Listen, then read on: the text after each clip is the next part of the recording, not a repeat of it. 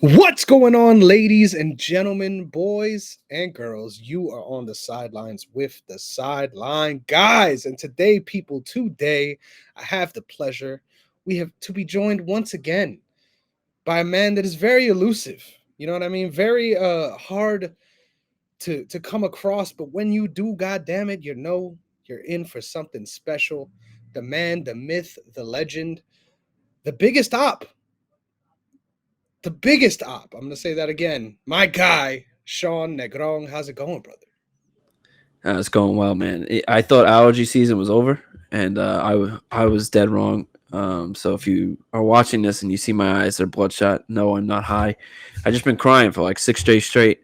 I can't stop it. No matter how many allergy meds I take, I can't stop it. So this is what I'm. Hey, you just muted yourself, so that's what you're doing. You're See, I fucking don't up even do that. I allergies, don't even do muting that. You see what yourself. I'm saying? it's So just good. the allergies taking over. Yeah, they're just controlling the switchboard. I love it. I love to see it. I hope you feel better. But if all in all honesty, it feels good to know you're suffering a little. But speaking of suffering, last week did not go as well for my team as it did for Sean's team on both fronts. So I think it's only right we do a quick recap of the events from UFC St. Louis. Derek Lewis versus Rodrigo Nascimento. I finished the night with a very decent 7-5 on the head-to-head, while Sean went 8-4, cutting my lead down by 1 point. So now I'm only winning by 3. My current standings are as follows: I have 128 wins, 69 losses, 3 ties, giving me a 64% win percentage in the head-to-head, while Sean is 125 wins, 72 losses, and 3 draws, bringing him on 62% for the year on the head to heads. And then Dynasty, baby. The reason why we all are here, I had 11, no, not 11, sorry, my math. 9 fighters competing, and I came out positive, so I'm happy. I went 5-4, while Sean went 4-0, perfect in his dynasty pursuits, which I still can't believe. Robelis just got fucking fraud checked. I thought that was a guaranteed one on my side of things, and wow, I should have definitely saw that one coming. We might end up talking a little bit more about that one anyway, but I went 5-4. My record for 2024 is 49 wins, 36 losses, and 3 draws, bringing me on 55.69% for the season, while Sean is sitting at 50, 30, and 1 tie. One no contest, bringing it to 61.73% on the year.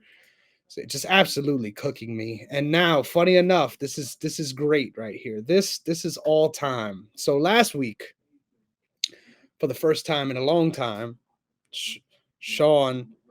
Wait, let me fully explain this. 2 weeks ago, Sean made the full comeback, so he was leading me in the full dynasty rankings, right? So I haven't given that yet. I've only given you the 2024 number.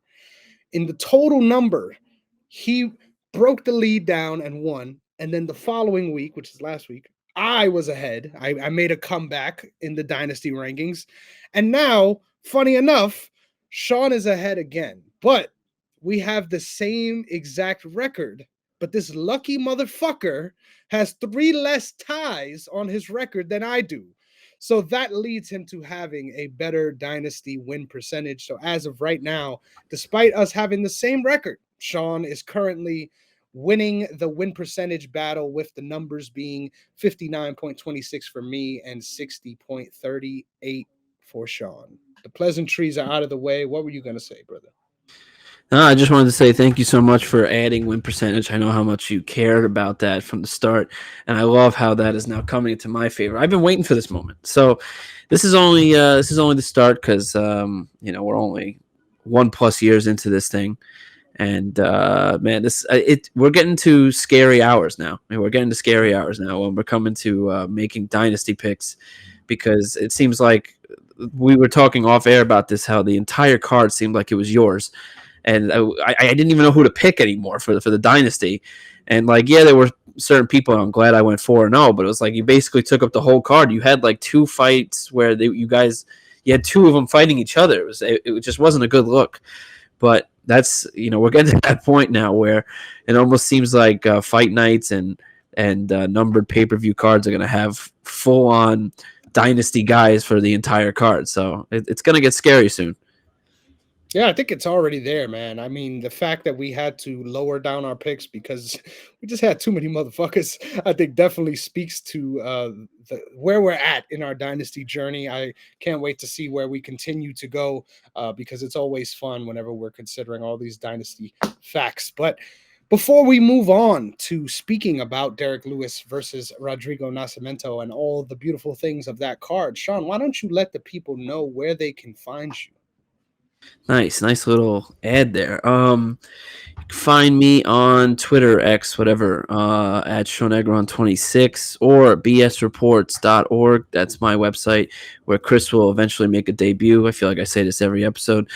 And eventually, he'll make an appearance. I'm already on there. I have a bunch of other writers. So if you ever want to get involved before Chris, shoot me a shout. You got all the time in the world. You will probably beat him. Honestly, at this rate, you just fucking might. You could catch me on Twitter as well as TikTok on Negron MMA, Chris Negron _ on Instagram if you feel like creeping me there. But with all things being delivered, all the pleasantries out the way, make sure that you're following the brand, goddammit, OTS Media on all social media platforms, OTS Media Co. on YouTube. And with all that being said, goddammit, it is time to talk about what was a very interesting event. Sean, why don't you lead us off? Because I know you had some questions for me here. Yeah, I wanted to kind of take the reins here since you always take the reins for everything else and hog everything. But, I wanted to ask you a couple questions because, as you know, with my work schedule, I'm pretty busy, man. And, I was watching the fights and listening to the fights as I was working. But I wanted to ask you about certain fights that, you have watched from jump. And I kind of want to make it 3 or 4 fights real quick. And I will start with the main event. Obviously, we both picked Derek Lewis to win this one. I feel like, to me, it went just about as much as we called it would go. Like I didn't think I was a little more nervous for Derek Lewis as it went on towards the third round, but I did feel that he had the cardio to be fine in this fight, and I felt like this was more his fight to lose than Rodrigo's to win. So, what did you think about the fight? Whew, that's a great question. I just had a brain fart. So can you repeat it? Can you?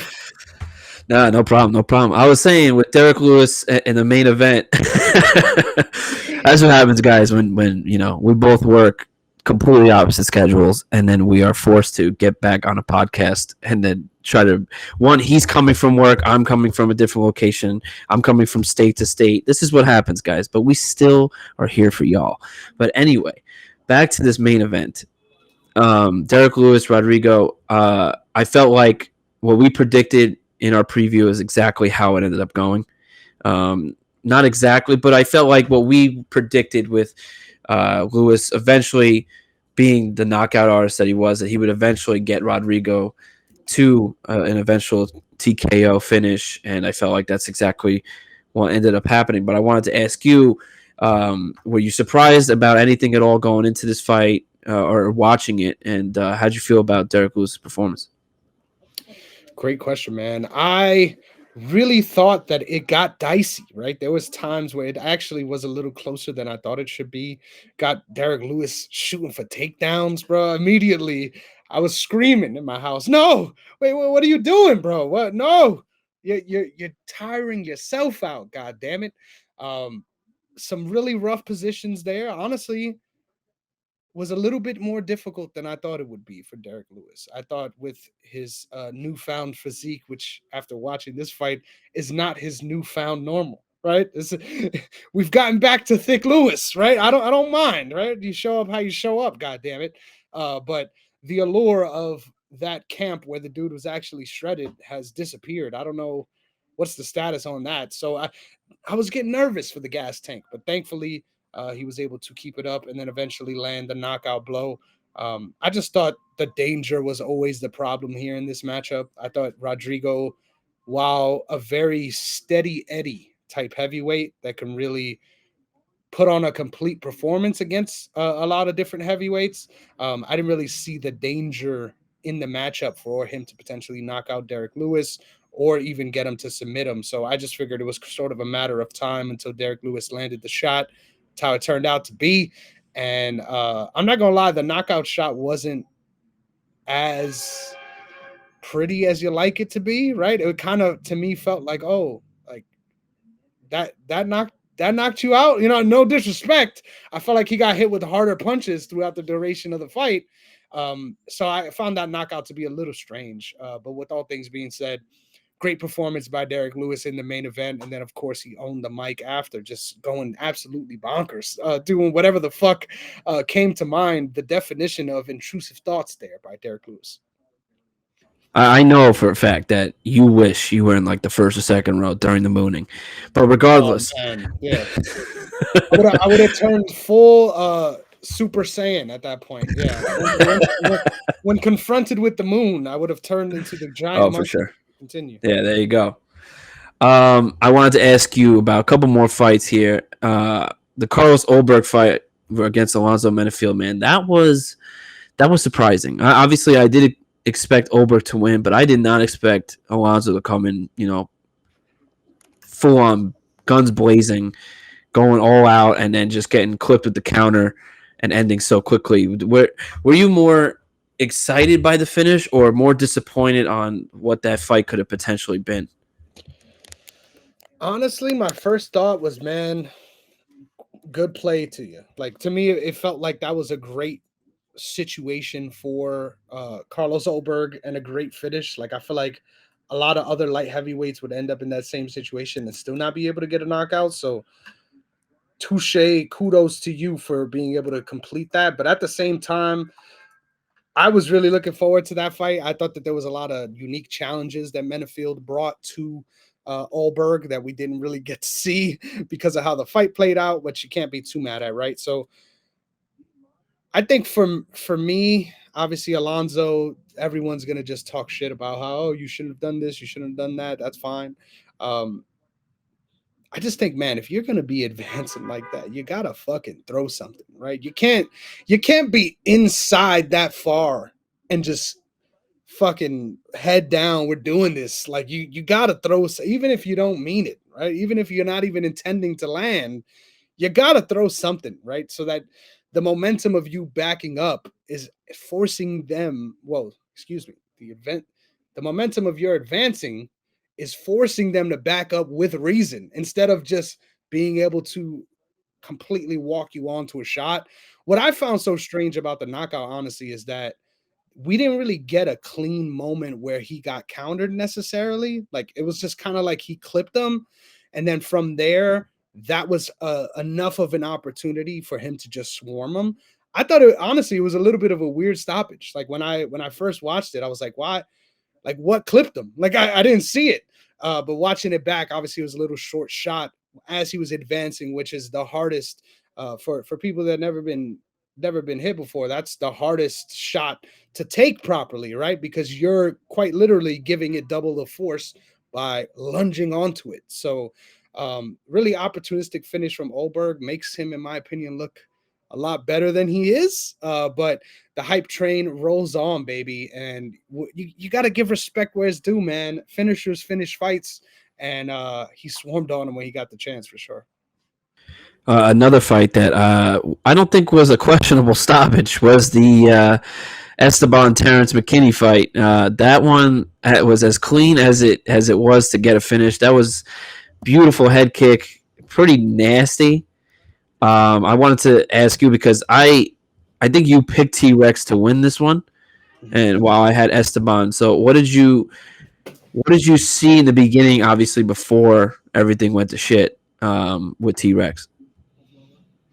Man, it's the same as always, right? Either you're gonna go out there and you're gonna knock someone the fuck out, or you're gonna get knocked out. And honestly, I hate that for him. Like this one really hurts. I consider myself a fan of Terrence McKinney, the man, even though he does some cringe shit online, but it's okay. We all do.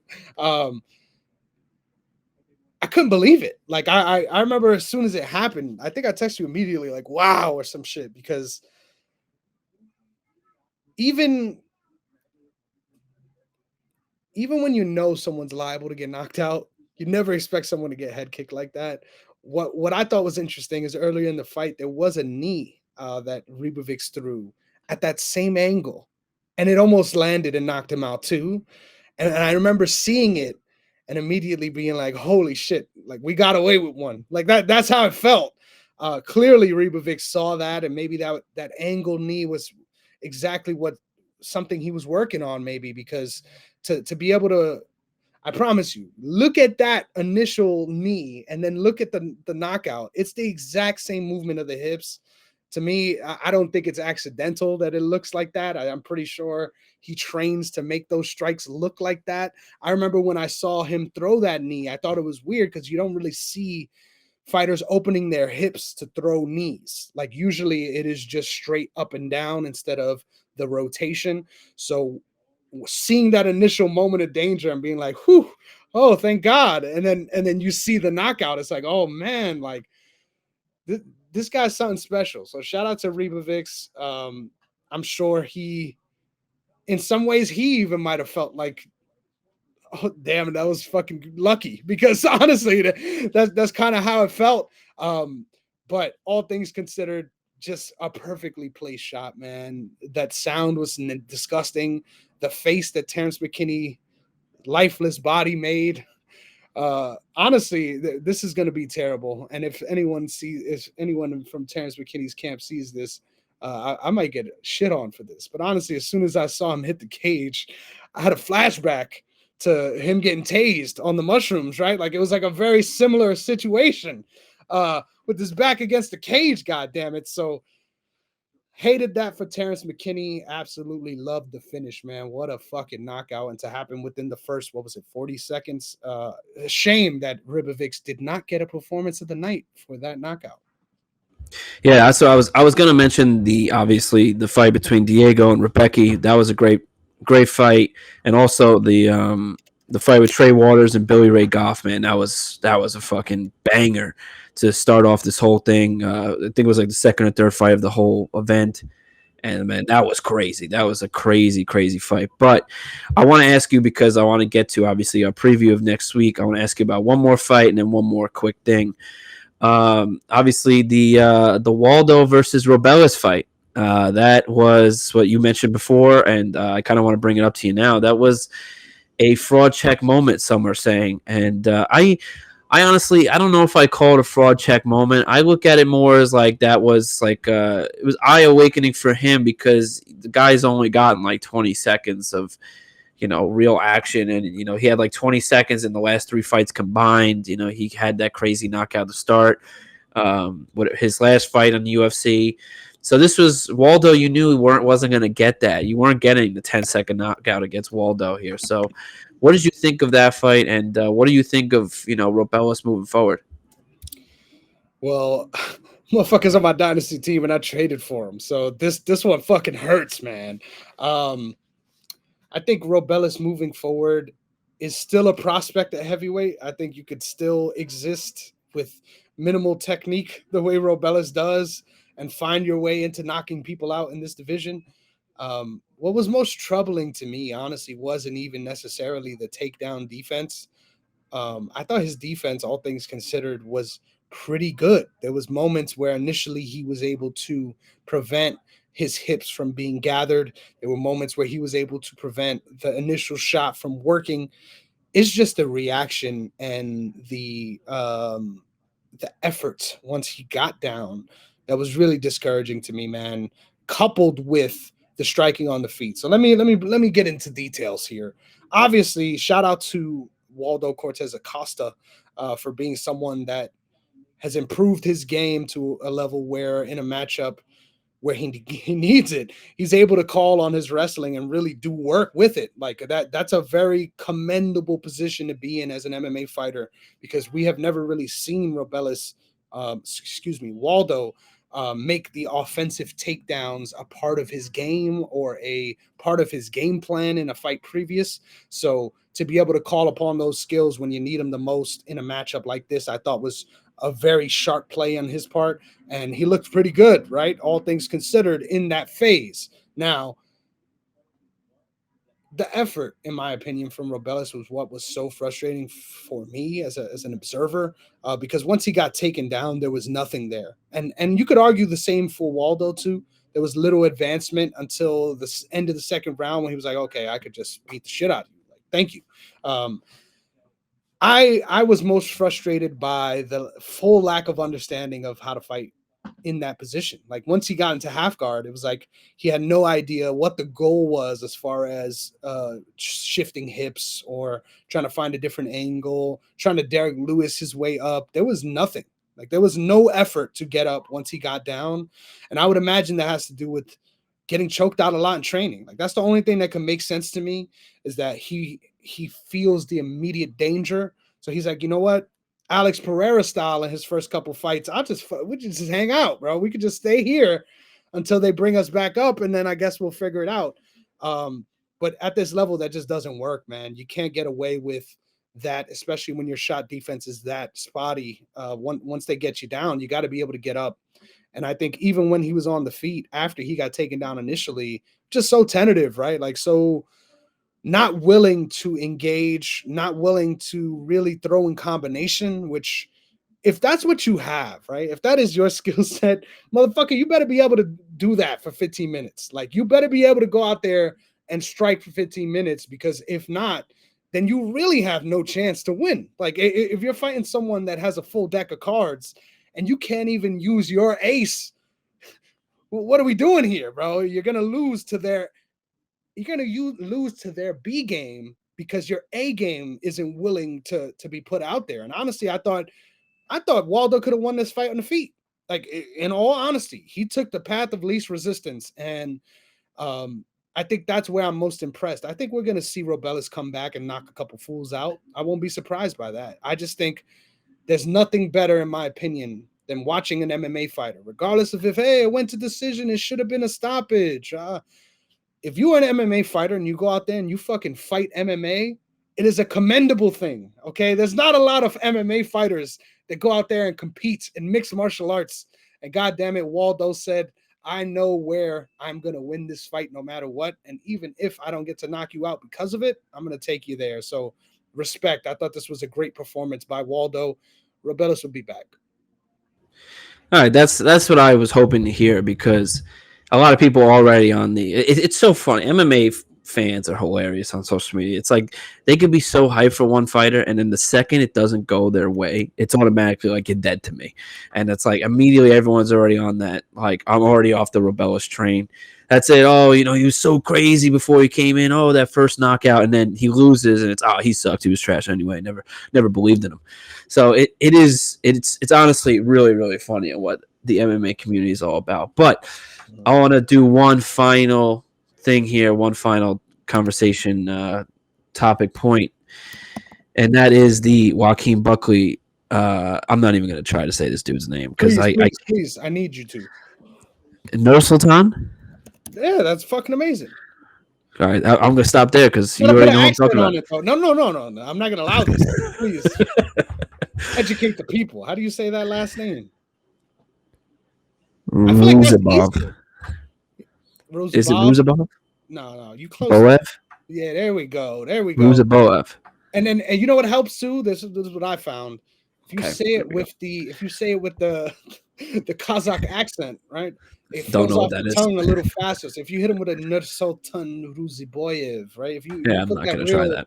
Middle Eastern, if you put that Middle Eastern on your tongue, I promise it comes out. Yeah, it's not gonna happen for me. But I wanted to bring up this fight because you were talking hella crazy. I don't know if you remember this, but you were talking hella crazy about this pick because I picked him in the pick'ems, and I just wanted to bring this to the podcast here. This is what he texted me when I made the pick for Buckley to win, and I'm pretty sure Buckley is on your dynasty team if I remember Both of them are. correctly. Yep, both of them are. And yeah, and so it was a win loss for you either way. But the fact that I was right and you were wrong, I had some choice words to say. You didn't like it, but I wanted to bring up not only the fight but also what he was saying afterwards in the post fight. That has definitely been a conversation point. I know Connor will never respond to that nonsense, but the fact that he went to Twitter today and then he was calling what was it, Bisping, DC, and somebody else, John Anik. Man, I don't know if it was John Anik, but somebody else. Oh no, it was Chael Sonnen. All their mamas raised hoes, and that Conor McGregor's whole family is a line of hoes. What do you think about that call out? Is it the worst of all time? Is he just out of his mind? Because that was the reason I picked him, was because he was out of his mind talking all that nonsense that I was giving him the one fight pass. I literally said it in the text. So what did you think of the performance and then the mic performance afterward? I love how you ask questions with the sole motivation of being praised, right? Like you want to be praised, so you set it up exactly. You set it up so that I could give you some props. Hey, we all do it. I respect it. Um, fuck you, okay? I hate you. I hate you for that because Buckley. Honestly, this is my fault, right? Because I didn't have an issue with you. I had an issue with the odds, okay? Because as soon as I saw the odds for the fight, I'm like, how the fuck is Buckley such a favorite? Like, even if he was to be the hometown guy, which he was, um, I thought there's no way he should be this big of a favorite considering the skills. And respect, right? I think I miscalculated things. I think if this fight was at middleweight, Nur Sultan might have had a little bit more for him. And that's where things shifted, in my opinion. Shout out to Buckley. I think Buckley's a goddamn monster at this division. And obviously, I believe in both of these guys because they're on my dynasty team. Like, I thought the odds were crazy, and that's why I was like, the Buckley pick is wild, bro, because you got to throw some respect on Nur Sultan. But ended up being honestly not a close fight. Shout out to Buckley for being absolutely out of his mind. This is a hot take. I admit this is a hot take. I think while this call out does not give him a moment that the UFC can make a promo out of, right? There's not going to be a fight lead up that we see the call out and then we see the actual build up to that fight, right? We're not gonna get that, but we got everybody talking about Joaquin fucking Buckley, right? And this is what I think he is the master of, and I think he deserves a lot of credit for what he's been able to do, even putting himself in this co-main event. God damn it, the guy knows how to go viral, right? And that's outside of his flashy knockout kick, right? He figured out how to go viral in that initial moment. And then from there, now he's figuring out how to go viral on the mic and with what he has to say. I think he knows how to get a rise out of people. And that is clearly what he was doing here. Do I think he thought that he was going to get the counter fight? Fuck no. But I think ultimately doing things like this is going to get more people to look at you, regardless of if it's bad or good. And I think with the way he called to get the fight on the week of UFC 300, I think it's clear to me he doesn't care if people are interested or aware of him because they hate him, they like him. He doesn't give a fuck. It's ultimately about I'm going to say whatever I can to get you to look at me. And even if you're making fun of me and calling me stupid, shout out to the Detroit Urban Survival guy that he had in his corner that one time. You remember? This guy's working. And fuck, if there's anything I ask, God damn it, is that you're out there working, because the UFC is not going to do it for you, right? Everybody always talks about how the UFC is such a big promotion machine. And trust me, they are. They're able to get across a lot, but they're not going to go the extra mile to create something out of you. You need to create something of yourself, and the UFC will 100% project that to the masses. And God damn it, that's what Buckley's doing. So respect. I think his angles have been really spot on. I think there's other shout outs, call outs, I mean, that he could have made that might have been more realistic, but none of them would have got this kind of reaction. So keep doing your damn thing, Buckley. I see the vision. I will give you credit. Not with this fight because this was a bag for me, but I will give you 100% credit. I was thinking about this and I thought I was done, but and I am done with this card. But I got to give you a lot of credit for the Chase Hooper pick. That was I was really upset that he didn't get performance of the night. I thought that was an incredible win, dominant from go. Like he was absolutely insane, and I was like literally sitting there thinking, Borshev will figure it out. He'll figure it out. I know, he. I thought after he almost got submitted in the first round, I was like, all right, don't worry, he'll be fine. But Jesus Christ, man, what a performance from Chase. I give you 100% credit there. Um, I think we're good on this card. Unless you have something else you want to bring up, I feel like that we are 100% cleared on this card. It was good, man. St. Louis brought it. The crowd was great. I hope they end up doing a pay-per-view there, in the future, because this is a hot take. But I felt like they were louder or just as loud, definitely louder, than the UFC Brazil, or when we end up going to Yep. Brazil. I felt like that they take this to a whole different level, and I guess that's because they don't Wait, wait, end up wait, wait, ever wait. Do going you there. do you know why? Do you know why that was the case? No, why was that the Fucking case? Madonna. You didn't hear about this shit? I did not. Tell me Fucking about this. Madonna, bro. That white bitch out here imperializing. Bro, she was performing on a beach in Rio. So which 1.4 million people showed up to. So Why? I don't fucking know. But yeah, this is a real thing. So whatever the fuck, I think that affected Brazil. There's something in I the don't water. know. Damn it. I still don't, because we've had Brazil cars before, and we've talked about this before. Even last year, we've talked about when they went back to Brazil and how the crowd wasn't into it, and it felt like not until like the third or second fight left on the main card where you really started to see them get excited.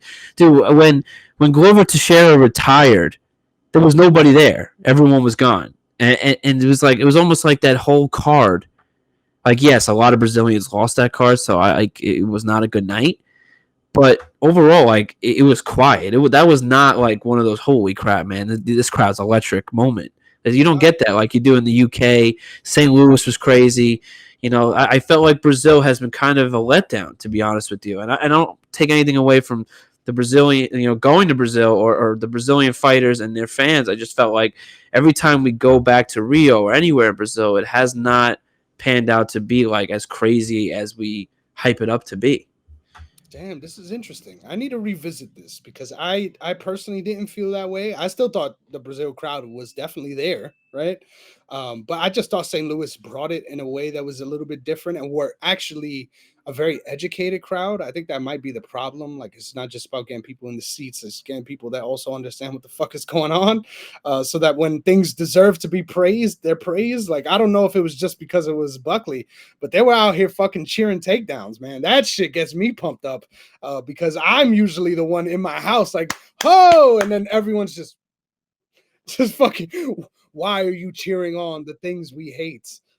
This is MMA, ladies and gentlemen. That's why. But I think this is an interesting point. I need to revisit this. I need to revisit the Brazil shows post-pandemic and compare it to pre-pandemic because there might be a storyline there. But to wrap things up with the bow, I agree with you. Fucking crowds are PEDs, and Dana White, don't act like you just. Oh, I've been saying this. Fuck you. Okay, there's a reason why this show is known for our Hellscape talk because god damn it, y'all have not been listening.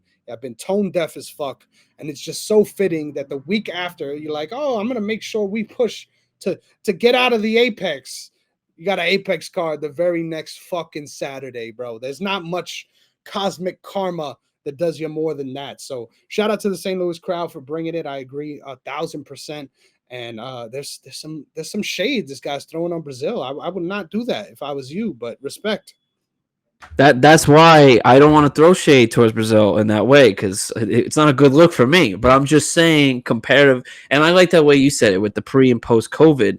I feel like things have changed definitely since 2020, 2021.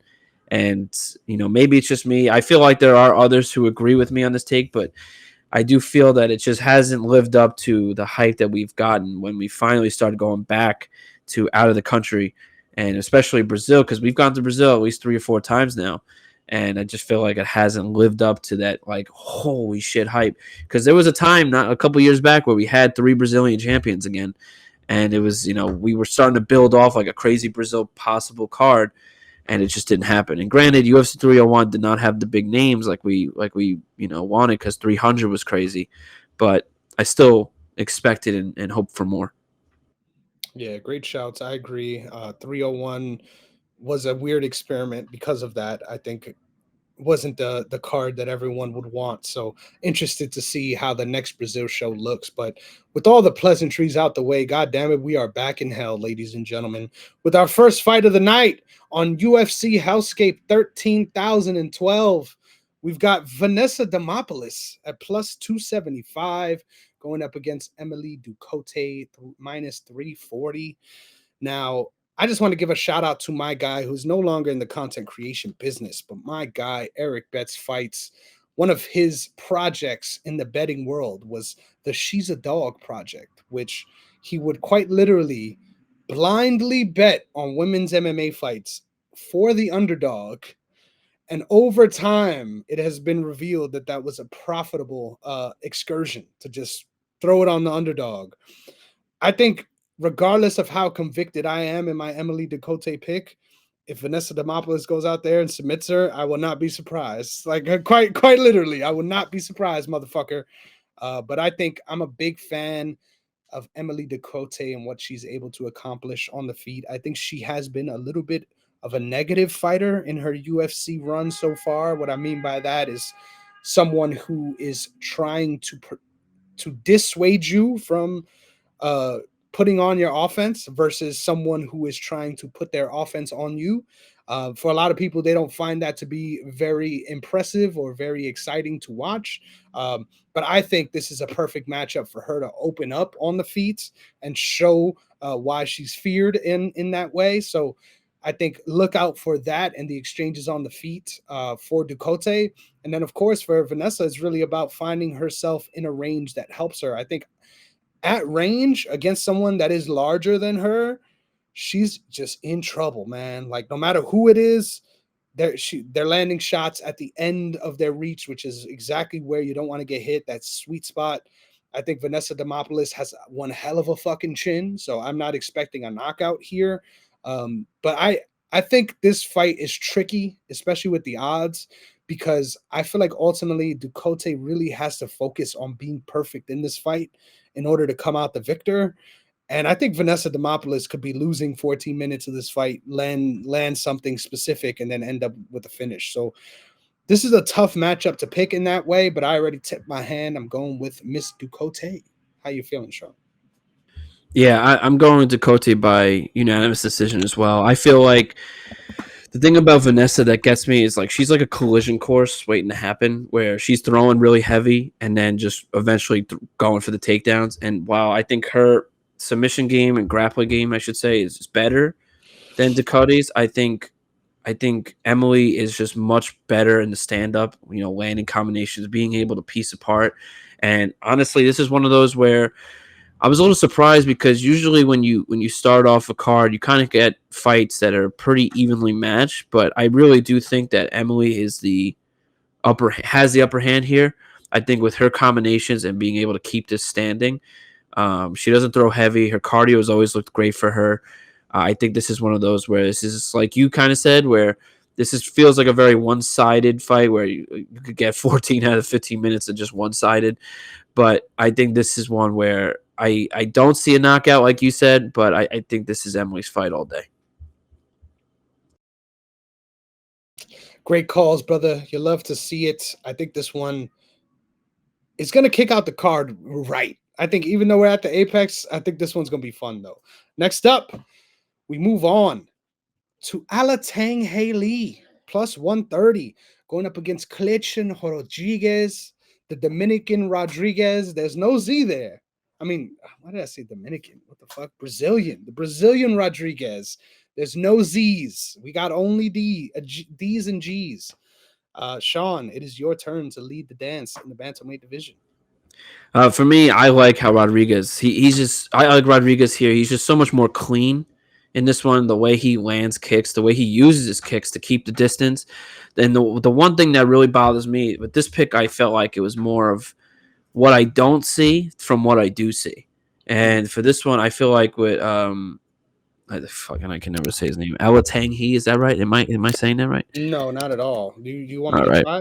Okay, Alatang Alatang Haley. Haley. There we Isn't that what I go. just said? No, All not the right, first whatever. time. Sorry, Alatang Haley. My problem is with him is that I feel like he's a really good wrestler. Like I feel like I've seen him be at one of the top levels in wrestling, but he just doesn't use it. I feel like he tries to keep it and use a different style. And I guess that's a good thing when you're first starting off. You don't want to be a one style fighter. You're trying to, mix and match here. But I feel like that's been his one thing is if he's able to get this to the wrestling and the grappling, then yes, and I feel like it's his advantage here. But I don't think he does it that often. He throws really heavy and then he's sort of gassed out by round 2, 3. And then when the wrestling does come into play, it's not as crisp as it once looked when, what we've seen of him in the past. And I think that's another issue that's going to come into play here because of the kicks, keeping the distance. Alatang Haley, Jesus, is going to have difficulty trying to go for the takedowns if he even attempts it because he throws so heavy. And that keeping the distance from Rodriguez, it's going to be more than enough to keep the accuracy and be able to get the victory. So I think this is another one that goes to unanimous decision, but I got Rodriguez here. I love the fucking analysis, man. I know how it feels. I'm sitting here like, damn, you're taking it away from me, Sean. I can't speak because of you. But I love this fight. I think this is gonna be a fun fucking banger. I think this one has potential to be finished specifically on the Rodriguez side. I definitely agree with you. I think Rodriguez is just so much more efficient, especially with his barrages. Like this guy is just a fucking brick shit house in this division. Like I don't understand how the fuck he makes this division. The dude is ginormous. Like look at I encourage you all, please look at his UFC. Look at his fucking photo on the UFC fighter page. That motherfucker looks like a lightweight, and he's fighting at like it looks insane. So I think he's physically superimposing, but I agree. I think where Alateng Haley has a lot of issues is his volume. And I know that sounds strange, but even when he's throwing a lot, he is missing a lot. Like he's not landing.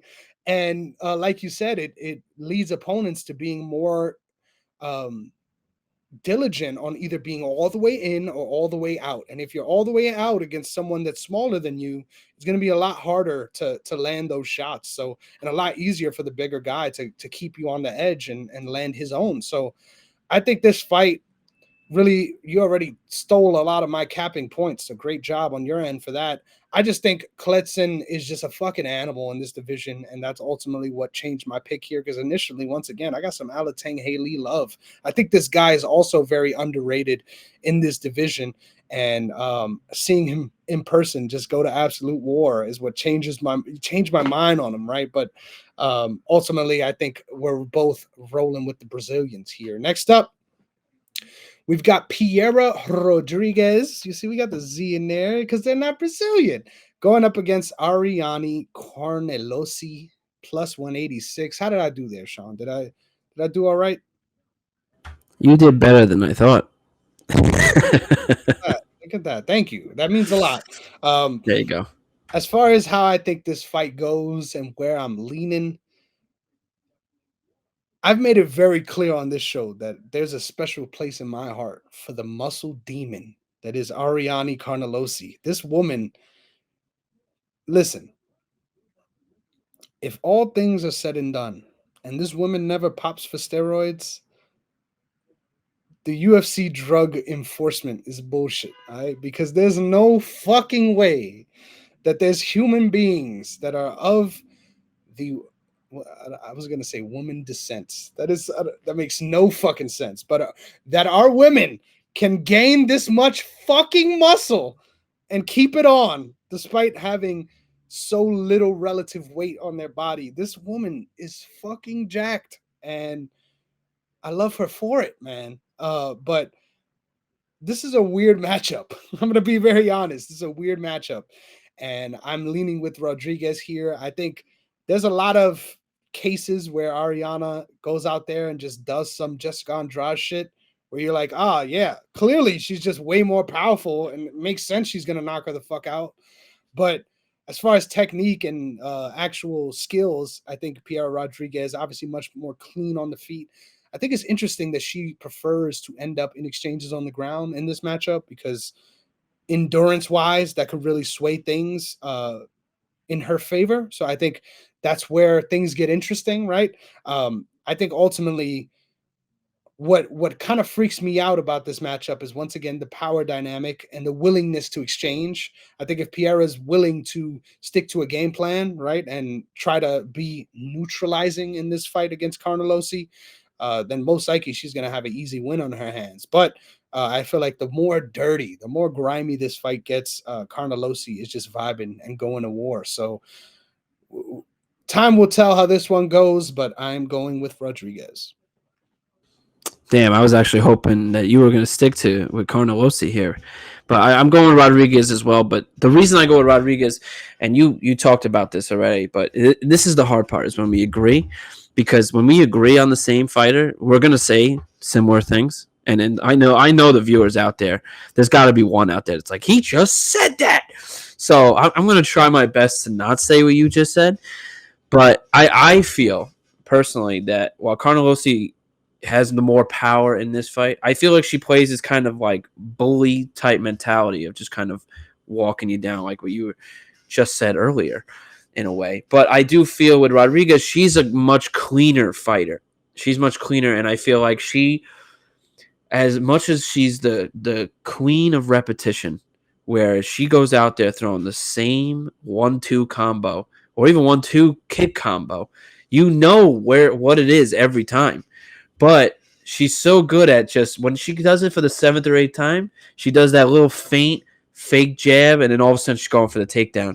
And I think this is where the mismatch comes in, because I think once she does that takedown, it's over. I honestly don't see a way for me. I don't see this going to sub. I do see this going to decision as well. If it does go sub, I wouldn't be, amazingly surprised. But I just think that Rodriguez's grappling here is just so much different. So the wrestling is a complete advantage for her. Carnelossi bully ball here. This is what I think of every time I see her, and I think that that's going to be such a difficult time for her to get up.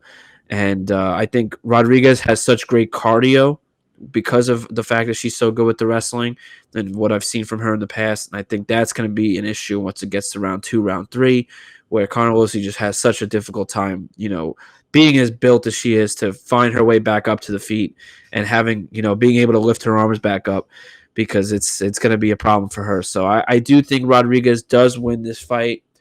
A little close in the beginning, maybe first round, first 7-8 minutes, but I see Rodriguez just kind of beating her down if it's not in the grappling or the little ground and pound. But I see this being Rodriguez's fight in the end.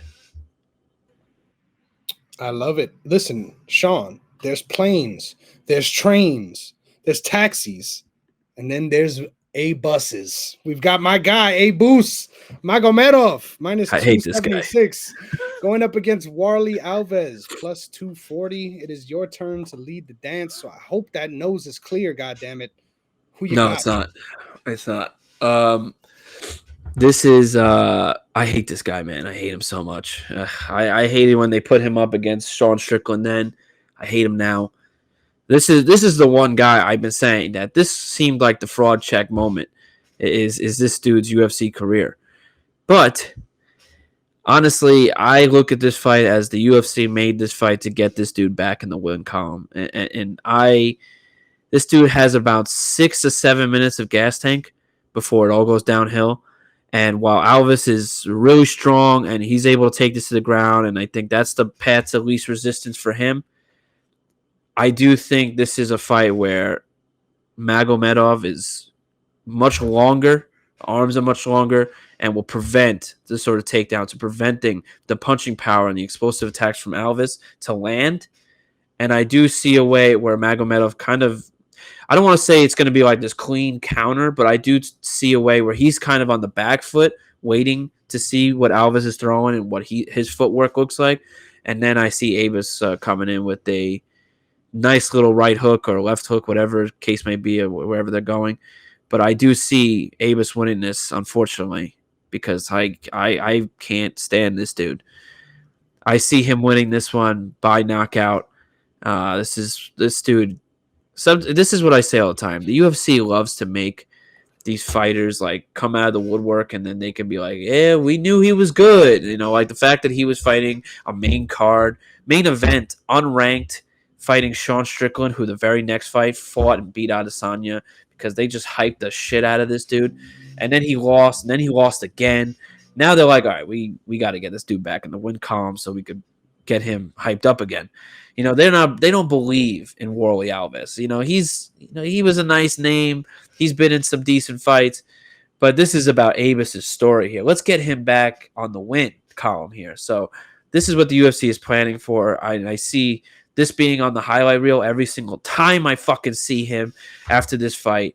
And I think this is going to be a knockout. So this is what they're going to play over and over again with John Anik in the background saying, Abus, he is one of the best fighters out there. He came from nowhere. This is what I see. This is a highlight reel waiting to happen, and that's why I'm picking Abus to win.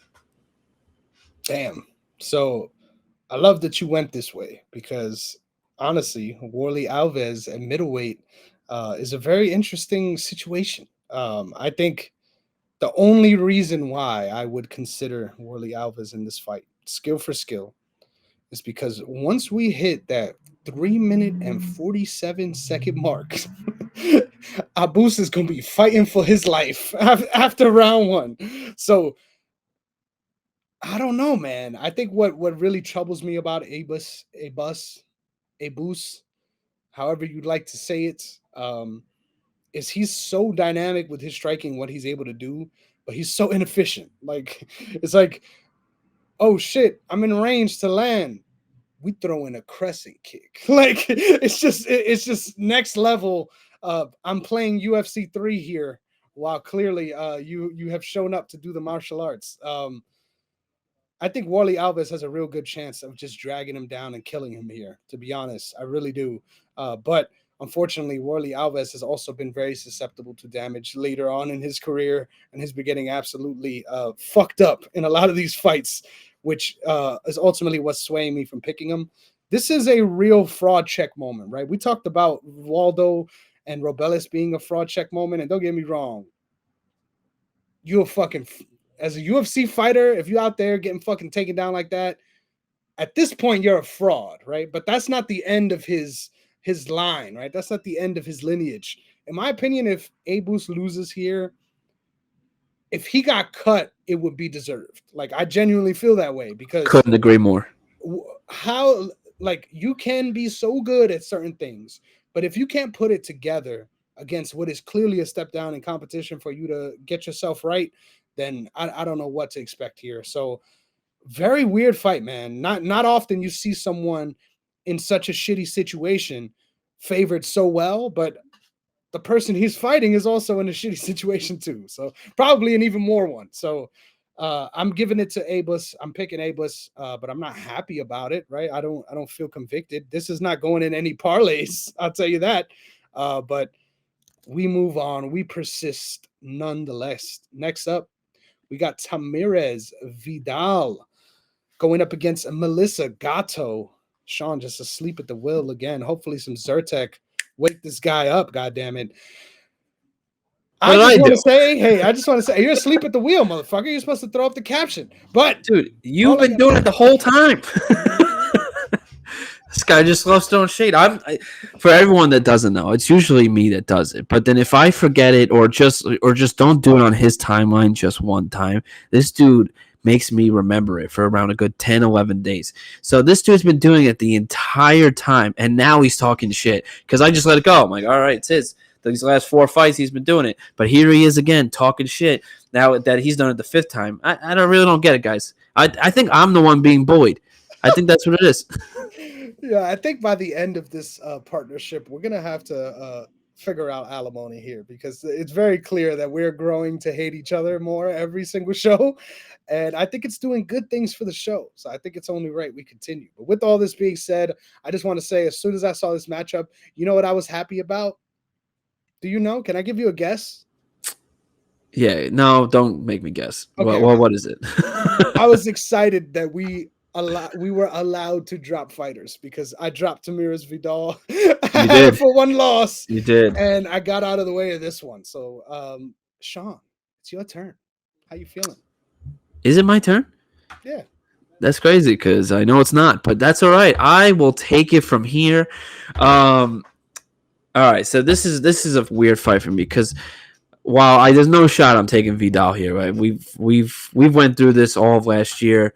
When it comes to Gatto, the problem is I haven't seen her with a W in about 3 to 4 years. It seems like, so if it's Gatto of old in the win column, Gatto before the cancel fights, before the L's, I think this is a clear advantage in the wrestling game for her. I think she's very good at getting it to the ground. I think she can keep uh, Vidal's movement kind of locked down, and I think that is Vidal's biggest advantage here. Is if she can keep this fight moving around the octagon, then I think she can stay on the outside and use her power and explosiveness and take advantage of Gatto here. But I don't think with Gatto's technique, I think this is going to stay very stagnant, more of a stand up, but not really moving too much, and then eventually towards the wrestling, and that's where I see Gatto taking advantage here. I can't really say who I feel when it comes to cardio because I haven't seen Gatto in 3 to 4 years with a win,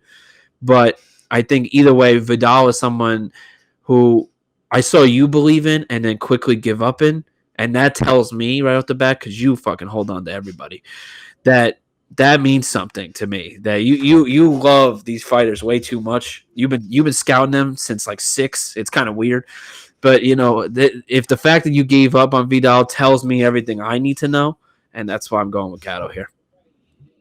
I respect it. That's a very interesting handicap there. This man said you gave up, so I You certainly got that did not Drake in you. That's what I'm say. seeing. You've been scouting these fighters since 6, 7, maybe even to 10, 12, Whoa! before they were even in MMA. I'm getting a little something's going on here, but it's everyone's got that Drake in them. Hopefully not me, and it's definitely you. I'm more of a Kendrick style guy, and that's why I have to You're the to go whitest with man Gatto on the here. planet. The whitest I'm not man on white. that side of fucking Long Island is just telling me about how how he is. Yeah, it all makes sense. But okay, I don't know how the fuck we've got here. I don't like this fight. I don't like this fight for either of these ladies. Like, I'm gonna be very real here. I think Melissa Gatto coming off of 2 losses and then getting a bounce back fight, and you might think it looks good, but I think Tamires Vidal gives her a lot of problems on the feet, especially because of the willingness to continue to throw only leg kicks. I think can actually give Gatto some issues. Now, I get it. The more experienced, more well-rounded fighter is a huge favorite. It makes sense to me. I'm picking Melissa Gatto. But nothing about the tape made me think this is anyone that deserves to be minus 200, let alone 335. I think this is a close fight. Ultimately, it really comes down to who has more dog in them, and I think Tamires Vidal has a lot of that. But ultimately, I think I'm off the bandwagon, so I'm going to be going with one Melissa Gatto. The cat is out of the bag. God damn it! It's actually your odds are actually better for Vidal than the ones I'm looking at. They got Gatto at minus 410 and then plus 300. So Yeah, so uh, just to key in everyone, all of our odds are provided by Best Fight Odds, and I'm quite literally giving you the best odds on every give them a single shout. fight. So it's not like I'm just picking from a bookie and giving you the odds. This is the best possible odds you're going to get for each fighter. That's why sometimes it's not necessarily the odds you see on your bookie. That explains it all. Well, My apologies.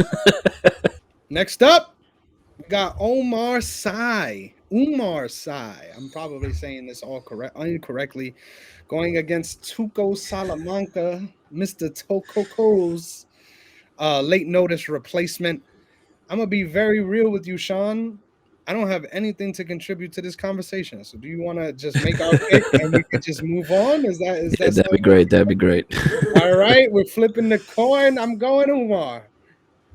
All right, I'm going Omar as well. Oh wow, look at that! Look at that! First round knockout.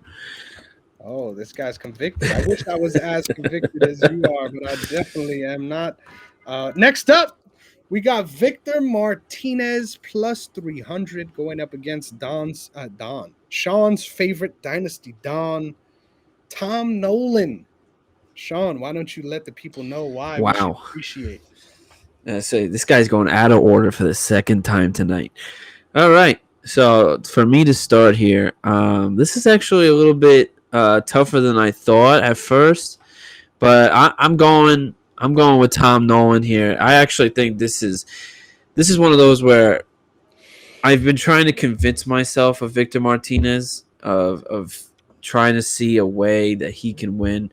And while I think Nolan is, his boxing, his striking is incredible. I think it's probably one of the it's much better than what Victor's going to bring to the table, let's just say. And I think that's easily the way to victory here.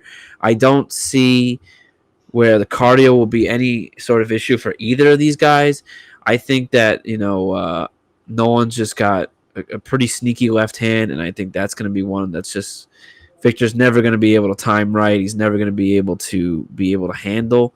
And while I do think that Martinez might have a little bit of a grapple advantage here, I still think Nolan's not going to be able to Nolan's not going to let this get to the ground, and I think this is one where it's sort of one-sided here.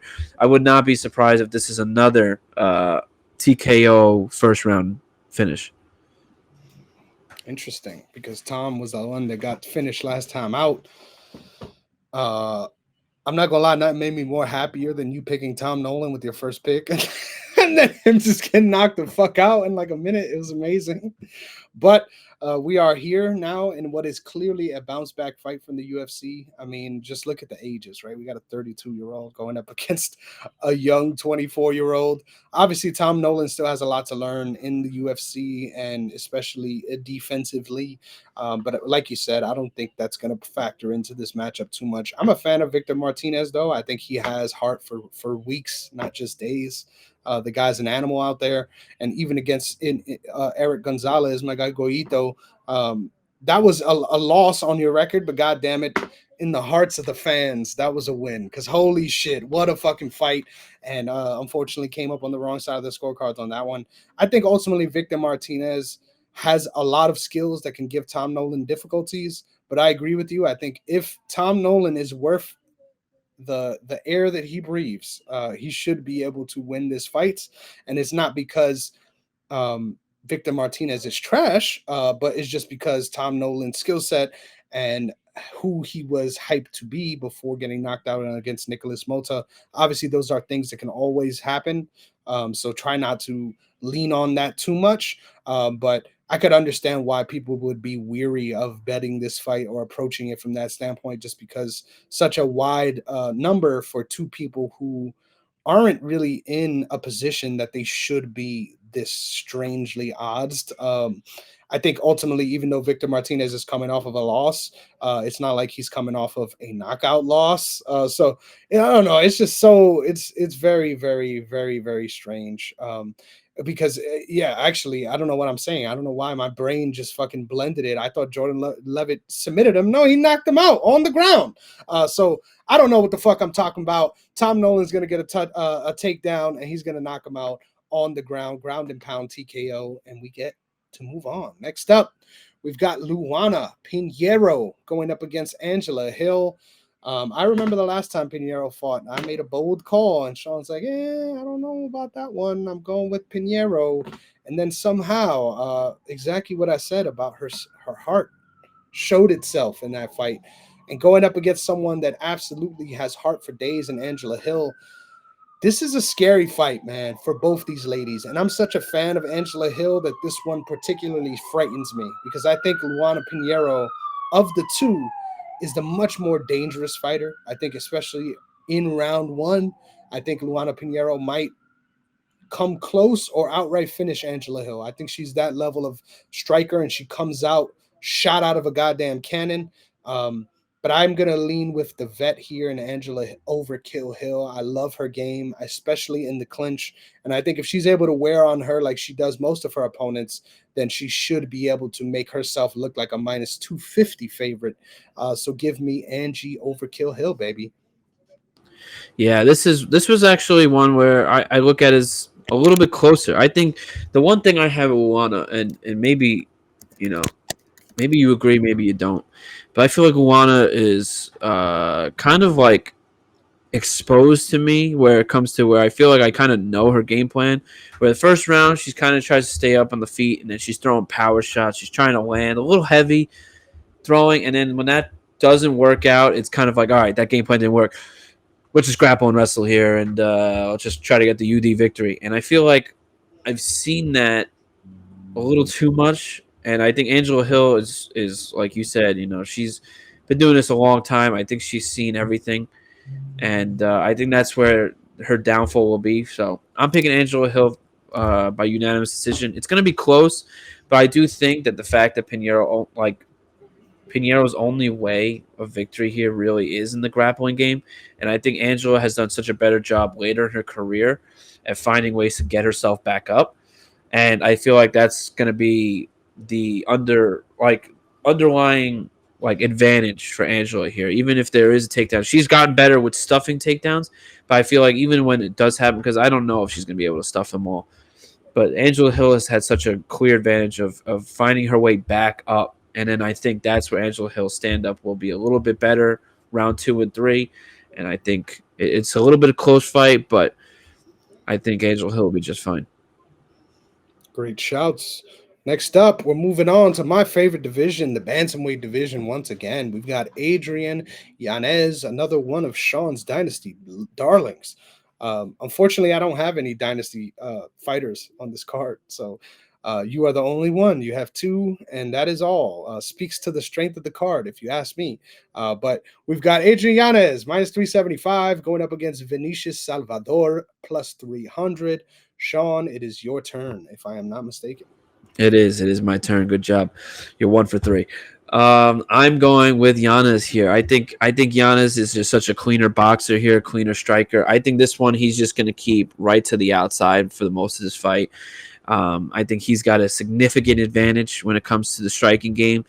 And I give Giannis a lot of credit, man. He's a pretty wild character, man. When he fights, it's kind of like he just goes all out at moments. And I do give for the output he puts out there. His cardio has really stuck with him, and I think this is one where he kind of swarms and overwhelms Vinicius here in the first couple minutes. I think that the advantage definitely goes to Giannis here.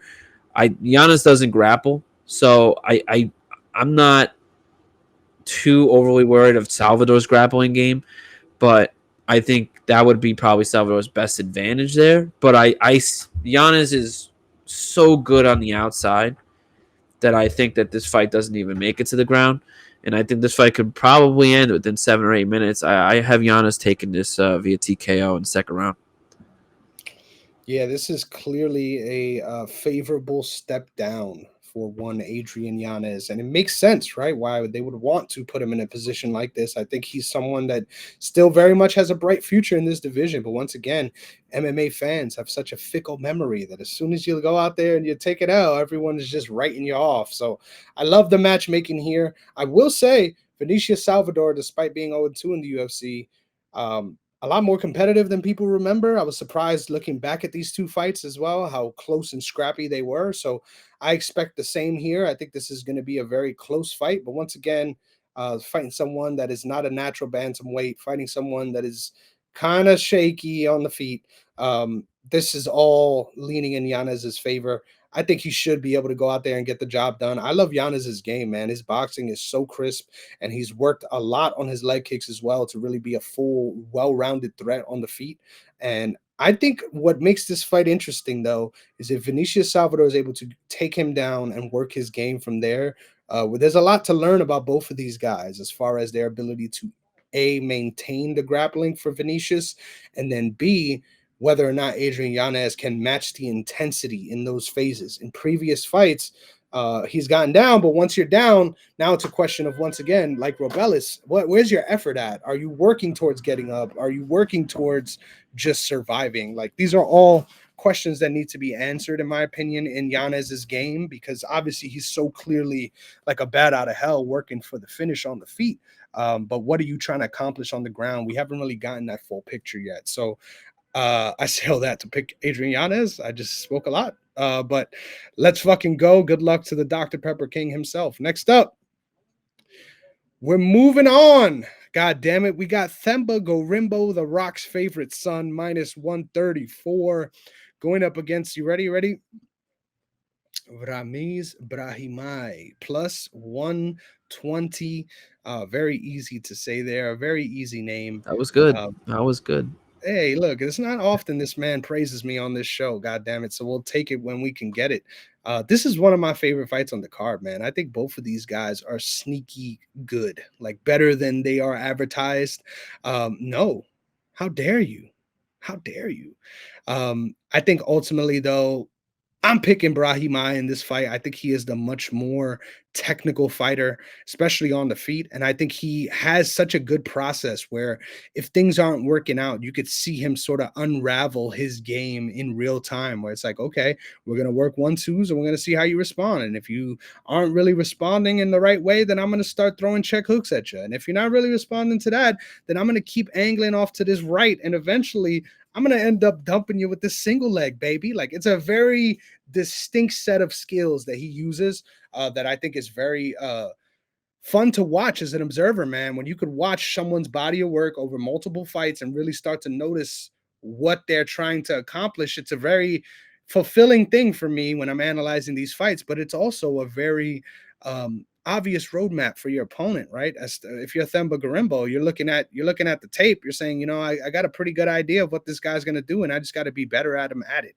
I think ultimately why I'm picking against Themba is I think he's a extremely powerful striker. We've learned that as of late.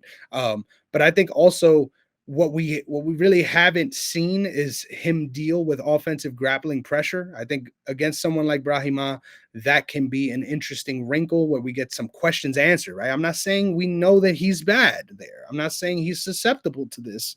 I'm just saying we don't really know. We got to figure this out sometime. And I think in that fight with Max Griffin for Brahimai, although he ended up losing, I thought that was a fucking phenomenal fight for someone, in my opinion, that didn't deserve the type of opponent that Max Griffin was at that level of his career, and still really rose to the occasion and almost won, in my opinion. So really weird to base a lot of my excitement on someone on their performance in a loss, right? But I think from what we've seen in his UFC career, man, he's dynamic on the feet and he's continuing to grow as a mixed martial artist. And unfortunately, I'm not sure whether or not that's the case for Themba. Once you fall in love with those hands, baby, things get a little dicey. So I will not be surprised if Themba wins here. I think this is that kind of a fight. It really feels like a coin flip.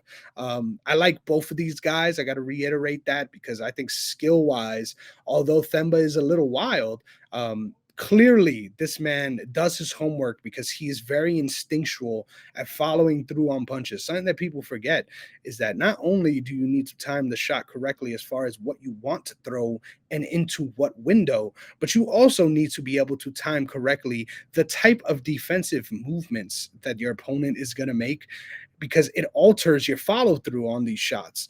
And I think ultimately, if there's any skill that Themba Gorimbo has, I don't know if it's him personally or if it's his team, this guy really can key in on opponents' issues and fucking capitalize on those openings. So once again, very fun fight. I think this is going to be a very competitive one. Give me Ramiz Brahimai by decision. Okay. This is one where I'm taking Themba because this is I don't like to feed into the conspiracy theories here, but I do think that this is really tough for not I'm not saying this dude's name, man. I can't even say it, even though I heard you say it 14 times. Brahima. You know what? I think I got it there. So I'm good. For Brahima, it's tough because his spinal injury that happened about a year and a half ago is very troubling. I don't know if How his dare you? wrestling. How dare you talk about Bruno? We don't talk about Bruno.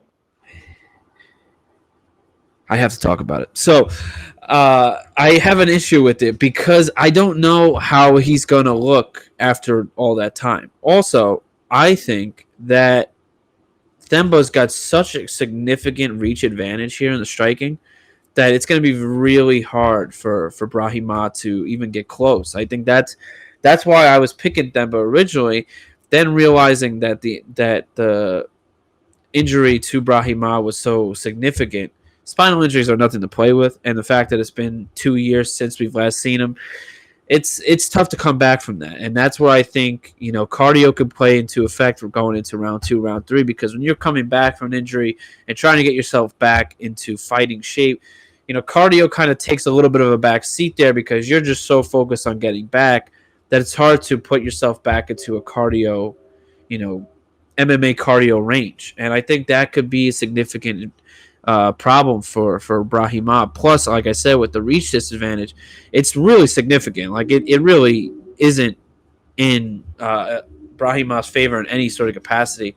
And then I think with the ground game, I think that is Brahima's. But like I said, I don't know how he looks coming back, and that's why I'm picking Themba because one, I think the UFC and his story is something that the UFC wants to continue to promote, or see the best of at this moment because it really is it is a great story. The fact that even The Rock got involved is a great thing. The UFC has been all over it. I think that's what they're trying to do. I don't think they expect much from Themba, but I think they want to try to get him some winnable fights and see him rise and see his story continue to grow. And I think for Brahima, it's kind of tough coming back from an injury to face Themba's huge reach disadvantage. I think everything just kind of points away, and the cardio. I think everything points towards Themba's favor for me. And I don't know if this is going to be a first round knockout, but I do see this I don't see this one going to a decision. I think eventually Themba will get the best of him, and I see Themba taking this one. I'm mistaken. I was muted, so I'm sorry if I'm not mistaken. We are on opposite sides, baby. It's the first one after a long night of picking the same motherfucking people over and Thank over God. and over again. That's what happens when you do this together for over a year. Eventually, we're going to start thinking similarly because Oh we've no, seen these trust me. fighters. I respect women. Okay, there's no way Oh, we're gonna start thinking similar. wow. You know what I This mean? guy There's no just way. threw shots. First off, we don't know what I know, okay? So you Ooh, don't know what I think, all right?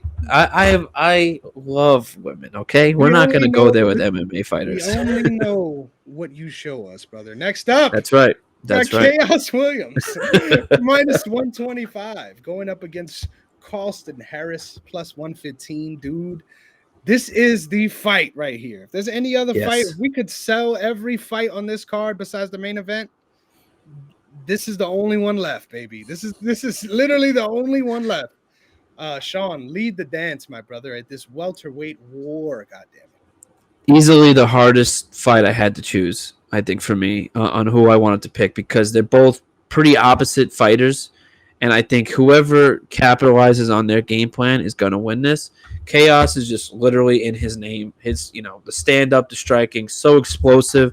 He so much stronger. I think he can really test Harris and his chin and just completely prop up some sort of knockout. It could be crazy. But on the other end, with Harris, his grappling and his wrestling game is much, much, much better than Chaos Williams here. And this could be one where if Harris can find a way to avoid the onslaught that's coming to him in the first 3 to 4 minutes, he could potentially just steal this whole thing and then get him to the ground. So this is one I've had a really tough time, and it's still, I say this every week, so people have a hard time believing me, but this is the only one on my notes here that I still haven't picked in my prediction because I really have a tough time because it really comes down to whose game plan's coming. It really is going to win here, and As much as I want to believe that Chaos Williams can just, because he can at any moment just hit you and you're going to sleep. It's, it feels, it's in the name. I just feel in my heart that some way, somehow, Harris will find a way to get this to the ground, and then it's over for Chaos Williams. But I sit here, and unfortunately, as much as this sucks to do,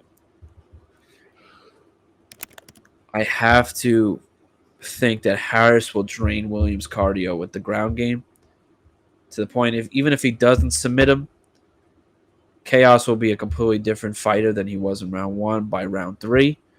And I think that if Harris can survive the onslaught in the first round, I think Harris takes this via sub. And I think either late round 2 or early round 3, I'm saying Harris via sub. Damn. I love it.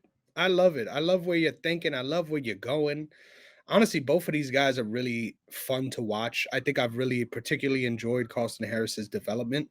Of the two, the biggest surprise for me is how inactive Chaos Williams has been. Time is a flat circle, man. Whenever I look at these pages when I'm doing the prep and I'm really diving into these different fighters, I'm always so surprised how long ago these fights have been, because it does not feel like it at all. Like I can recall on these moments very, very easily.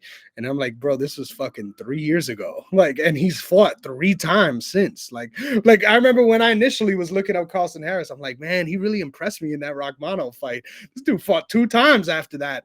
So it really speaks to how I'm just fucking old and washed at this point in my life. But um, I hate that you picked Carlston Harris, because it was always Carlston Harris for me. I think his improvement specifically on the feet, as well as his control grappling and his ability to utilize those skills. This guy is really, really good. Like compared to where he started in the UFC to where he is now, like it's really remarkable to watch. And I think that's what troubles me the most about Chaos Williams. Don't get me wrong. If you look at his record, like if you just look at his record, you're like, wow, like his only a recent loss is to Randy Brown. Like that guy's really good. You know what I mean? He's in the top 15. Like his record looks really good. But when you actually watch the fights, man, everything is fucking tooth and nail, right? Everything is earned. Don't get me wrong. These were earned victories, but god damn it, it's always a fucking firefight. And it really does require him to put it all out there in order for him to get a win. And if he doesn't knock out Carlston Harris here, in my opinion, and even if he gets close early, I really just feel that Carlston Harris is going to be able to get him down and really work his game, sap the clock, and then before we know it, the fight's over. Like I really genuinely feel that if Carlston Harris is able to implement his takedowns, which Chaos Williams 80% takedown defense is not going to be easy, but ultimately I think if he can hang around on the feet long enough to get Chaos accustomed to the chaos, right? Once he's accepting of the fact that, oh shit, this guy's actually willing to fight me. Like usually when a lot of these guys fight grapplers, you see their style change, and it's really on the grappler to get them to think that they are willing to fight with them. And I think that's where this fight really lies. If Carlston's able to hide his intentions for long enough, I think he should be able to get Chaos down and submit him. So I'm going Carlston Harris by submission. I won't be surprised if he gets knocked the fuck out, because Chaos Williams is a monster. But I also wish I had a lot more positive to say about Chaos's Williams skill set. But honestly, he really pays the bills with his heart and determination. Like, with all due respect, this guy's power is obviously something to remark at. But at the same time, this guy leaves a lot out there as far as just putting himself in harm's way over and over again. So give me Carlston Harris by submission. We're both going with the guy, La Mozambique. Next up, it's our main event, baby. It's main event time. Edson Barboza plus 122 going up against Lerone Murphy minus 142. Obviously, Edson Barboza has all the momentum coming off of that huge upset victory of my guy, Sadiq Yusuf. I can't wait to see you back, brother. My heart hurts. It goes out to you. But what's so crazy about this fight, honestly, is Edson Barboza went out there and beat this touted prospect, and all of us are like, you know what? Give that man a top 5 guy. And then you know what the UFC did? They're like, all right, you did that, but let me see you do that shit again. Let me see you do that shit again. And what bothers me about that ideology is when you look back at round 1, holy fuck, how did Edson Barboza survive that onslaught? I have no idea. I still don't know. To this day, watching that fight back, To I'm this like, day. how is this guy alive, let alone go on to win this fight? Like, insane level of hurt and determination from Edson Barboza. And then obviously, well, after he got over that, the skills paid the bills. Like, it literally, the skills paid the bills. This guy has a lot of um Jose Aldo Jr. in him, right? No disrespect. He has a lot of that speed and reactive athletic quickness that is very hard to match. I think ultimately what lets him down, though, is he does not have the same level of takedown defense. And I think ultimately Lerone Murphy's game is a lot more suited, in my opinion, to take out someone like Edson Barboza than Sadiq Youssef, because yes, he can deal with him on the feet, but I think also he has a significant advantage in the grappling as well, which is what I think is going to end up being leaned on a little bit more. Lerone Murphy also shows himself to be a little gassy sometimes, right? But once again, it's just, can you do it again, brother? Can you do it 2 times in a row? Unfortunately, this sounds like a vibes pick, right? With the way I'm laying all this out. But I've been such a fan of Lerone Murphy since his early days in the UFC. And I really do feel that his development as of late has stalled a little bit, right? So it makes me a little nervous because I'm like, man, this guy really showed a lot of potential, hasn't necessarily lived up to that peak potential just yet. But I think we see that in this fight. Give me Lerone Murphy via knockout. Ooh, okay. Okay. Yeah, that sucks because I really thought for half a second that you were going to stick with Barboza. But yeah, I think exactly the way you put it is where the UFC matchmaking kind of said, like, do that shit again because we didn't want you to do it the first time. They didn't want to give him a top, prospect, or I mean, not top prospect, the top ranked guy. They were like, you know what, we got to get this dude out of here. He's not fighting for a championship anytime soon, if ever again. Let's see him do that shit again. And I think it's a great step up for Murphy because Murphy was supposed to fight Dan Ige not too long ago until that fight got canceled. So getting someone like Barboza afterward is sort of even more of a step up for me. In when you're coming against a guy who could kick you till your legs fall off, and then just absolutely have the cardio to make it. This dude has been through hell and back with Sodiq, and then won that fight. So he's coming off of one of the most, one of his best wins he could probably remember. The fact that I still don't understand how he survived the first round. Even the second round, he was getting pieced up a little bit to bring his way all the way back down 2-0 to win that fight. This is, both these guys are going to stand up. I don't really see any of this going to the ground, to be honest with you. I think they're both great at the ground, but I think this is one where both are going to strike. And I hate sounding and saying the same thing you do, but I couldn't agree more with Murphy being stalled out. I think I had a lot of hype for this guy, and then I feel like it's sort of slowed down. And I think this is a big test up from his last fight. So I don't think this is going to be close. I do think this is going to be really close. I don't think it's going to be one of those where Barboza just has his way or even Murphy has his way. But I do think this is one where it is sort of like a try doing that shit again sort of fight. And I think this time, Murphy will be too much for Barboza. And I could see, age coming in and being a factor here, and Barboza being, in so many fights with the best of the best. And Murphy kind of on his way up. We don't really know what Murphy's ceiling is here. And I think this could be a real test on what that is. Even if, he goes out and beats Barboza whatever way, it depends on how he does it.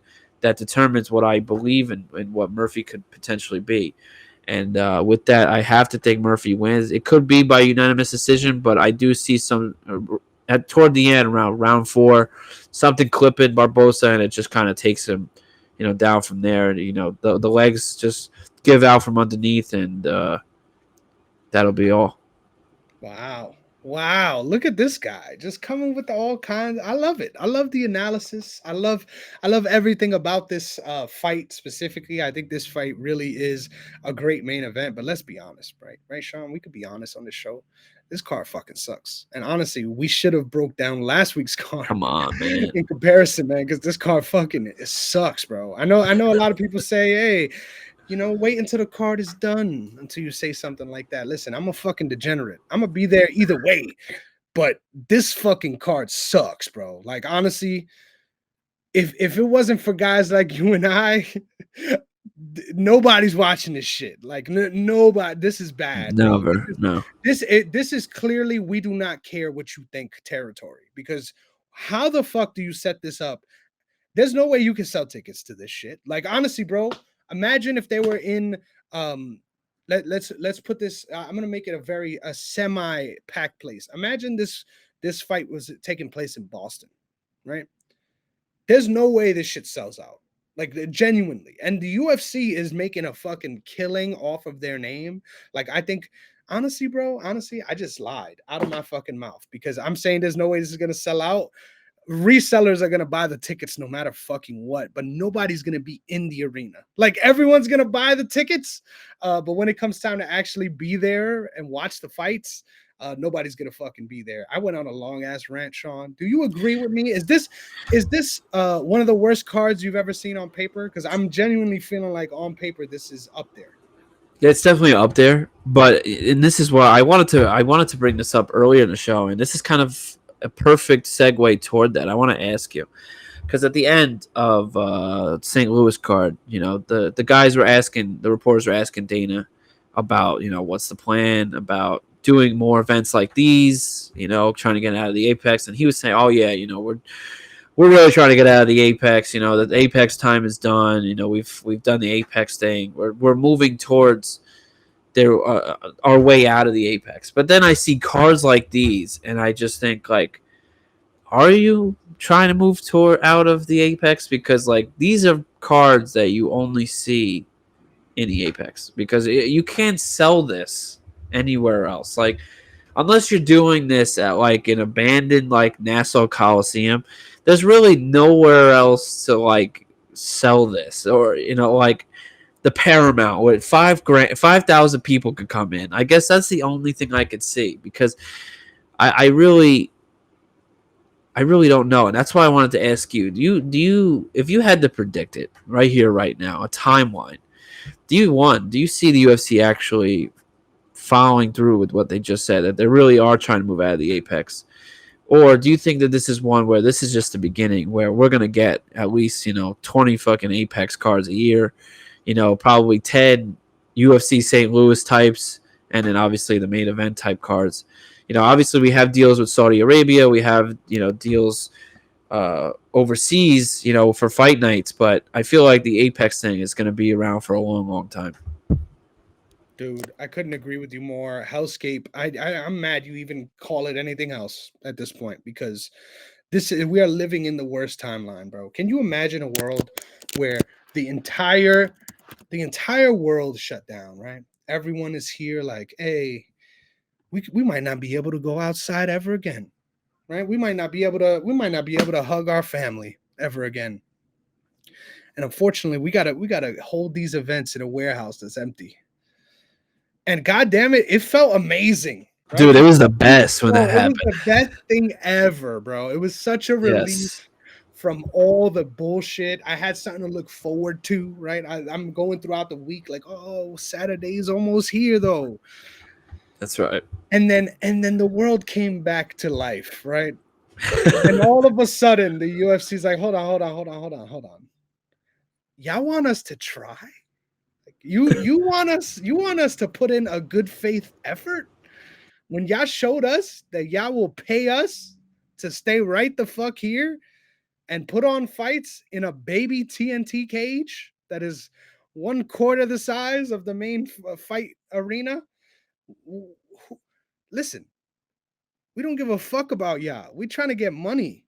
And I say all this to reiterate, there's no chance this is the last Apex card, Hellscape card. There's no chance that the Apex is done for as an organization. There's no chance. I will, in good faith, look you in the eyes and say, even if we end up seeing a true return to form where we're going state to state on certain fight nights, I promise you, at least 5 of these cards a year are going to be at the Apex. I promise you, because there's too much of an opportunity. We've already shown them that we'll eat the fucking slop, god damn it, and they know it. And I think this is also ESPN's fault.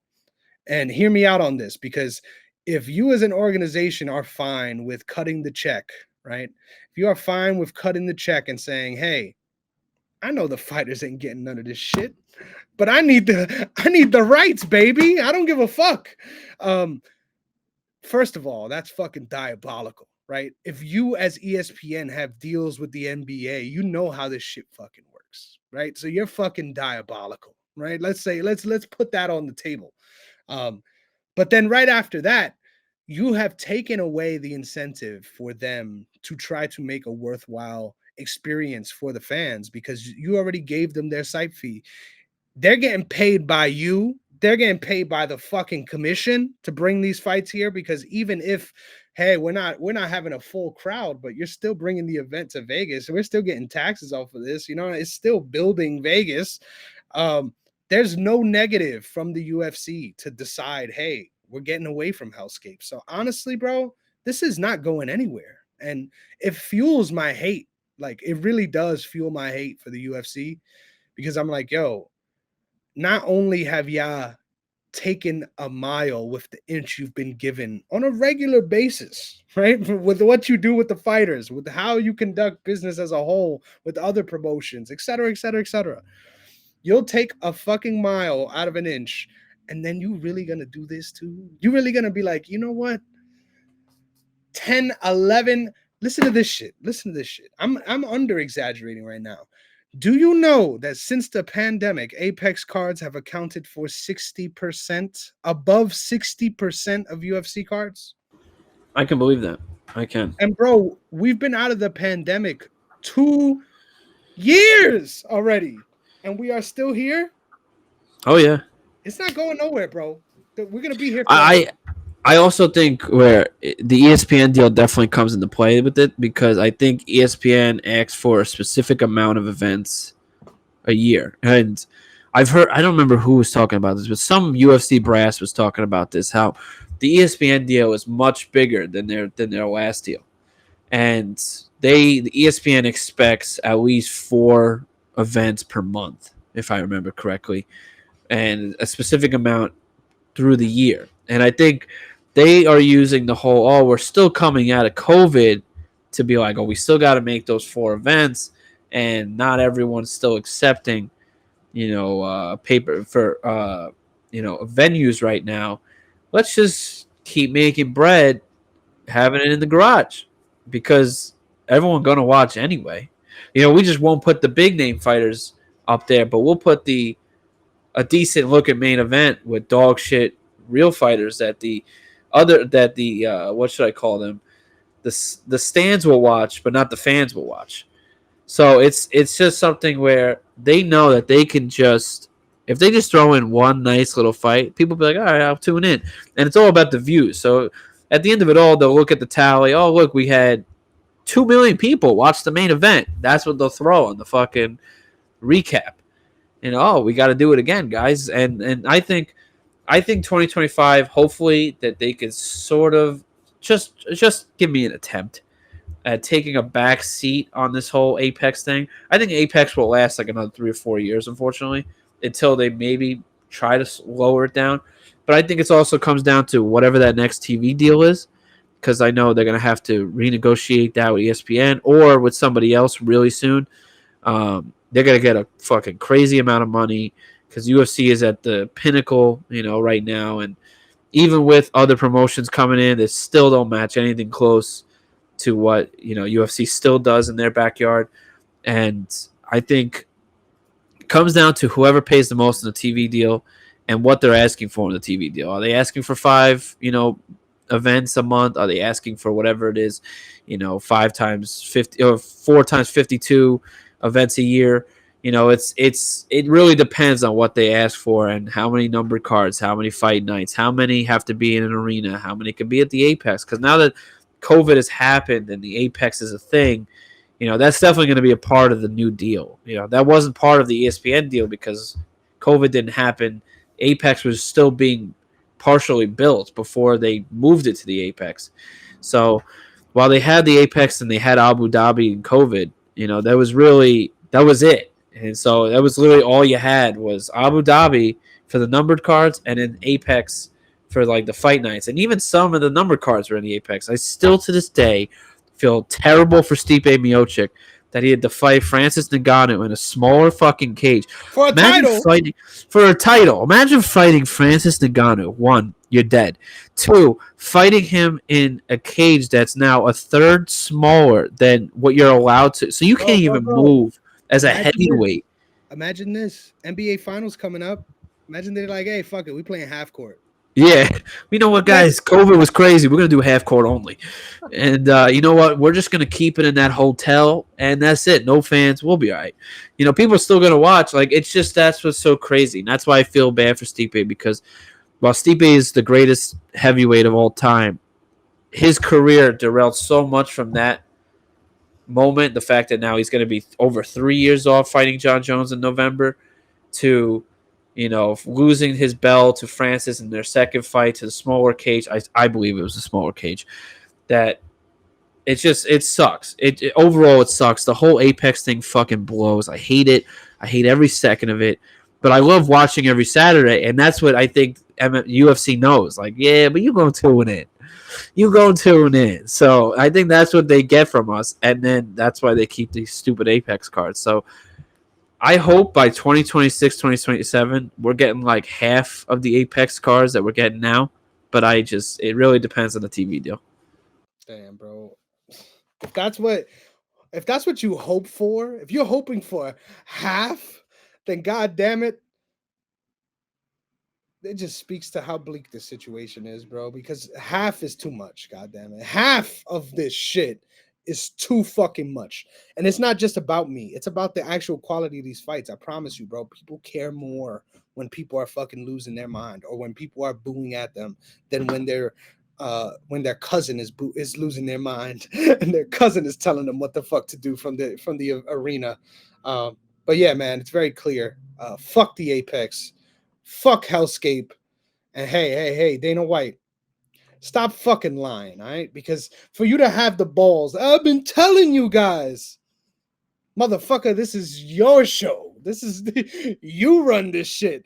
You can't try to tell me, oh yeah, you know what? I've been saying that. Then how the fuck it hasn't gotten done, brother? It doesn't make no sense. Dana, I hope your vertigo comes back and it doesn't fucking leave until Apex is gone, man. Fuck that's crazy. Fuck everything else. But we still love all of you guys. So thank you for tuning in. And you know what? This is a promise. We're going to be here for the next card and the next card and the card after that. You know why? Because Sean wants me to post on his website. So until then, we'll catch you guys later. Peace. Wait, what the fuck am I doing, Sean? That's why I was like, wait a minute. This is by the way, this is the third time you've done this, and this is the first time where I had to let it go. Like I had to let it go. I was literally like, what is he making his face at me for? It's because we got Dynasty to take care of. God damn it. Your favorite fucking thing, and you're out here forgetting. Had to pump fake the folks at home, baby, because it's time for the real reason why we even show up on fucking the week for Saturdays. We got Dynasty MMA, and this week, for Hellscape. This week, of course, I get the first overall pick, and I'm just so grateful, right? I'm so thankful that I already know who I'm picking. I'm going with Lerone Murphy. So, Sean, you can pick whoever you'd like. Is there anybody I like? At least there's a lot of people to choose from. Is there for me though? There's a couple. It's just not my MO, if you know what I mean. All right, hold on a second here. See, I do this on the spot. If you guys don't know, so you're gonna be in this for Another 16. It's terrible for the show. Like, don't get me wrong. It's terrible for podcasts. Like, we're just sitting here. That's right. I need to get some music, right? That might solve. You do. You do because need to get some Sean music. is just here like, See, this is where you got to come in, and you have to be able to just slowly take advantage of the fact that we've got picks to make. All right, so I'll help you with the music for now. All right. look at this guy. This is the thank you to Restream here for giving us some sample music here while I get us ready to go. But to make a pick, no, I gotta change that shit up. That was good. Don't put on nothing else. Leave it. Turn this shit off. All right, thinking about my next pick. I will. Oh man, I can't believe you did this to me. I hate that the one and only time. Yeah, you. Because I don't want to pick who I want to pick, but you know what? I'm gonna be different because I am different. That works out very well for you. Are you gonna pick a woman? Is that what you mean by being different? Yeah. It's not what I do, but he's gonna do it. Oh man, it hurts my soul. Tamiris Vidal, right? That's who you're going for? Yeah, Tamiris. Give me Tamiris Vidal. Fuck. You heard that with the second pick. Fuck. Give me Pierre Rodriguez. Jesus Christ. That was your first pick? No, fuck. I'll pick an Abus. I'm kidding. Dude, I said how much I hate Abus, bro. Don't ever do that to me again. This all sucks, dude. This all sucks. None of these. This card sucks. Everything sucks. Everything is. Can I forfeit my picks? Is that like a thing we can add to the show? Right. Well, it's just we'll throw them to next week, right? Next we just go to NFL, like in the NFL draft, when the timer runs out, and they just go. That's not how that works. I lost the pick. It's not how that works at all. Yeah, but yes, it is. If the timer runs out, they lose that pick. Has that ever happened? Yes, it happens. It happens like 3 or 4 times every 10 years. So you're fucking lying. I've never heard about this. Well, now you got to look it up because that's an actual thing. So can I do that for this draft, or do I have to actually take someone? Bro, hurry the fuck up! This is taking forever. This is where I get you because you can't handle what I'm bringing here, and all the viewers handle 5 minutes of dead time. I cannot handle 5 minutes of this man asking the same question aloud with no answer to it. Yeah, I can't handle it. Yeah, I can't handle it. So hold on, let me see who we got here. Isn't that what you've been doing this whole fucking time? No, I just been fucking with everybody. All right, just to keep this ugly because I hate all this. Yeah. Every single fighter here, this sucks. Give me Emily, just for a short-term win, and then. Oh, God, this fucking blows too. This blows just as much. You took Murphy, right? Yep. Give me. I already have the 2 guys I wanted, so I really don't care about anything else. But give me Sai because that's a short-term victory, and I will take the loss when he fights his second time. Well, can't believe you just did that, Sean. You know why? That's all right. I'm about to go 4-0 this week, so I'm good. I know how to build. Just remember who the champion is in this dynasty, all right? And the pick'ems, all right? Just remember. Not you. Certainly not you. Who won the first year? That's right. You're talking to the king, all right? Who won dynasty the first year? What the fuck? It's a man now, all right? You want to go all win percentage. It does matter. The season is over.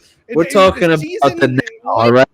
I'm the current champion in the pick'ems, and I'm the current champion when it comes to the dynasty. All right, so don't even come over here with that. I want to vomit right now because whatever the fuck is happening is disgusting. I just gotta say that it's fucking terrible.